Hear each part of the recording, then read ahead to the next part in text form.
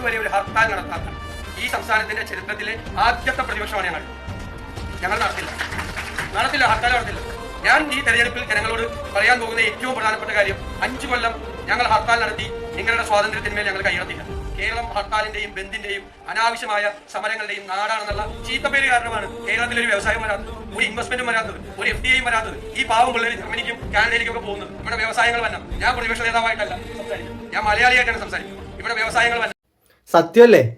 നമ്മളൊരു നല്ലൊരു ഹർത്താൽ കണ്ടിട്ട്, നല്ലൊരു ബന്ദ് കണ്ടിട്ട്, അതായത് പ്രതിപക്ഷം നടത്തുന്ന ഹർത്താലും ബന്ദും കണ്ടിട്ട് എത്ര ആളായി? അല്ലാതെ ഇവിടുത്തെ നിയമങ്ങൾക്കെതിരെ ഇവിടുത്തെ തന്നെ ഭരിക്കുന്ന പാർട്ടി നടത്തുന്ന ബന്ധല്ല, അല്ലെങ്കിൽ ഹർത്താലല്ല. അത് നമ്മൾ ഈ അടുത്ത് കുറെ കണ്ടു.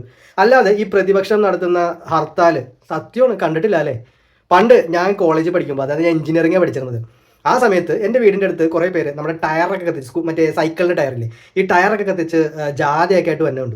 അപ്പോൾ അതിനകത്ത് എൻ്റെ കുറച്ച് കൂട്ടുകാരുണ്ട്. ഈ കൂട്ടുകാർ അതിനകത്ത് ഒരുത്തിനോട് ഞാൻ ചോദിച്ചു, എടാ എന്തിനുള്ള ജാതിയാണിത്, എന്തിൻ്റെ ഹർത്താലാണ്, അല്ലെങ്കിൽ നിങ്ങൾ എന്തിനാണിത് പരിപാടി നടത്തുന്നത്, എന്തിനുള്ള പ്രതിഷേധമാണെന്ന് ചോദിച്ചു. അപ്പം പറയാണ്, നിനക്കറിയോ എഞ്ചിനീയറിംഗ് കോളേജുകളിൽ ഫീസ് കൂട്ടി, നമ്മുടെ കുട്ടികൾ ഇനി എങ്ങനെ എഞ്ചിനീയറിംഗ് പഠിക്കും? ഇവൻ 10ാം ക്ലാസ് ജയിച്ചിട്ടില്ല, അവൻ 10ാം ക്ലാസ്സിന് മുന്നേ അവൻ നിർത്തി പരിപാടിയൊക്കെ. പഠിക്കാൻ താല്പര്യമില്ല, എനിക്ക് വീട്ടിൽ പറ്റാഞ്ഞിട്ടൊന്നുമല്ല കേട്ടോ, എനിക്ക് താല്പര്യമില്ല, ഞാൻ പഠിക്കില്ല എന്ന് പറഞ്ഞാൽ പണ്ടേക്ക് വേണ്ടി പഠിത്തം നിർത്തിയവനാ. അപ്പോൾ അവൻ പറയാണ്, നമ്മുടെ എഞ്ചിനീയറിംഗ് കുട്ടികളൊക്കെ എങ്ങനെ പഠിക്കും? ഞാൻ എന്താണിപ്പോൾ ഫീസ് കൂട്ടി, 22,000 രൂപ 36,000 രൂപയ്ക്ക് ഫീസ് കൂട്ടി. ഞാൻ പറഞ്ഞാൽ 36,000 കൂട്ടിയപ്പോൾ ഞാനും ഇപ്പോൾ കയറിയതാണ്. ആ സമയത്തുള്ള 36,000 തെറ്റില്ലാത്തൊരു ഫീസാണത്. ഇപ്പോൾ പുറത്തേക്കൊക്കെ പോയി പഠിക്കേണ്ടി വന്നു കഴിഞ്ഞാൽ, ഇപ്പോൾ ഇവിടുന്ന് ആൾക്കാർ ആ സമയത്ത് അധികം പോയിരുന്നത് കോയമ്പത്തൂർ, ബാംഗ്ലൂരൊക്കെയാണ്. അത് ഇതിലും ഇരട്ടി ഭയങ്കര ഫീസാണ്. നിനക്കറിയില്ല, നമ്മുടെ നാട് ഭയങ്കര പ്രശ്നമാണ്. ശരി, ഇതെല്ലാം കഴിഞ്ഞു 1.5 വർഷം കഴിഞ്ഞപ്പോൾ ഇവരുടെ പാർട്ടി അധികാരത്തിൽ കയറി. ആ സമയത്ത് ഞാൻ നോക്കുമ്പോൾ ഫീസ് 36,000 നിന്ന് 74,600 രൂപ. അന്ന് ഞാൻ എൻ്റെ ഈ കൂട്ടുകാരനെ കണ്ടപ്പോൾ ചോദിച്ചു, എടാ ഇതിപ്പോൾ ബിടെക്കിൻ്റെ ഫീസ് കൂട്ടിയല്ലോ വീണ്ടും, നിങ്ങൾ അന്ന് പ്രതിഷേധിച്ചതല്ലേ, പിറ്റേ ദിവസം മറ്റേ കളക്ടറേറ്റ് ഉപരോധിച്ചതല്ലേ, അന്ന് നിങ്ങൾ സ്ട്രൈക്ക് നടത്തിയതല്ലേ, എന്താണിപ്പോൾ സംഭവം? ഇത് നിങ്ങളൊന്നും പ്രതിഷേധിക്കുന്നില്ലേ? നിങ്ങളുടെ തന്നെ സർക്കാരല്ലേ ചെയ്യുന്നത്?